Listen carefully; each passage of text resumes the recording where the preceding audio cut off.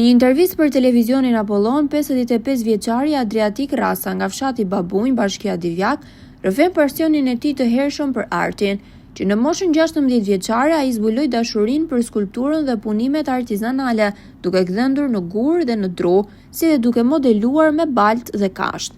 Sot Adriatiku ka ngritur një mini muze pranë panesës së tij, i cili është kthyer në një pikë tërheqëse për vizitorët. Çdo ditë ky ambient i veçantë vizitohet nga turistë të shumtë që eksplorojnë zonën e Divjakës. Sipas tij, të huajt nga Amerika, Kanadaja, Australia, Zelanda e Re, Anglia, Gjermania, Franca dhe Italia tregojnë një interes të veçantë për punimet e tij, ndërsa vizitorët shqiptar mbeten të paktë. Mini muzeu përmban një koleksion të pasur punimesh të realizuara ndër vite, duke përfshirë skulptura dhe krijime artistike që pasqyrojnë kohë dhe teknika të ndryshme.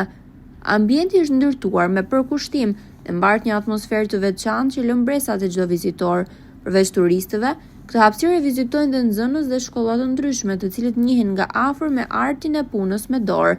Adriatiku thekson rëndësinë e trashëgimisë së këtij arti ndër breza, duke shprehur shqetësimin se të rinjt sot po largohen gjithnjë më shumë nga zanatet tradicionale dhe nga gdhëndja.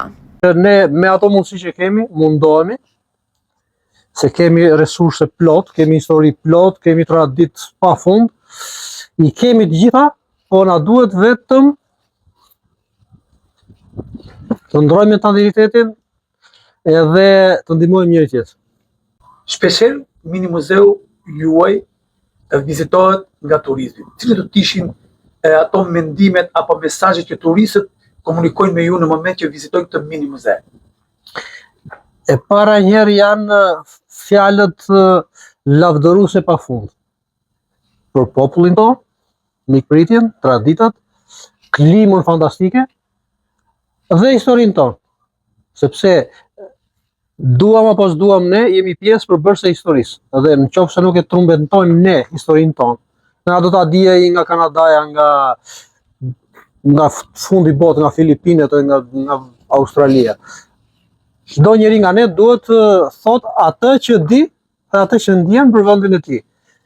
Çfarë pëlqet tek këtë mini muzeu juaj nga turistët? E para është befasia. Domethënë një njeri diku me i cep botës, atë vinë të huaj më shumë. Si ka mundësi, u bëkan këto gjëra këtu, u gjendën këto gjëra këtu, sepse Shqipëria tam 45 vjet ishte e mbyllur dhe ishte pak e njohur. Sa kur vinë dhe shikojnë, më ky njeri, do të ti ke bërë këto, në fillim kujtojnë se e kam zbuluar unë këtë. Pastaj i tregoj unë ato historitë e mia me fjalë thjeshta, pse ti ke bërë këto? Unë i kam bërë. Shikoj kështu. Dhe gjithmonë ti ke bërë. Po unë pra fillon të përkthyesi pastaj hyn më i specializuar, më i rafinuar, fillojmë bëjmë dhe punë tonë aty, i ngranohemi me punim druri, guri, balte. Kur ikim pastaj, janë të bindur thënë po. Ja ç'a bën njeriu kur punon. Pasi largon nga mini muzeu juaj, a kërkojnë ata diçka të marrin me vete nga këto ju që keni ekspozuar këtu? Ata janë shumë të rezervuar. Jam unë ai që udhëroj, sepse kur i thua mikpritja shqiptare, mikpritje me lek ka gjithë botën. Mikpritja është kjo, që ti e pret dhe kur ai ikën ti i dhuron diçka nga zemra jote. Dhe ajo diçka, sa do e vogël që të jetë, ai kur ta shikoj do t'i kujtohet, po këtë e ka marrë Shqipëri nga tiku, nga historia, nga tradita e këto. Si grumon nga Adriatiku këto? Këtu hyn historia. Do thosh si hyn historia. Gjatë ekspeditës arkeologjike dalin fragmente, se punimi i baltës në Myzeqe është punuar që në para histori. Dhe nga këto fragmente i riprodhoj. Edhe kur ja shpjegon që kjo është kështu vjen nga kaq vjet histori 2700 vjeçare dhe unë i riprodhoj linda e Kurreshtjan. Edhe kur ja dhuron pastaj, i dhuron një pjesë historie nga kombi jote. Dhe kjo është gjë e bukur. A do të kishit ju një thirrje? Kjo thirrje është si term filozofik.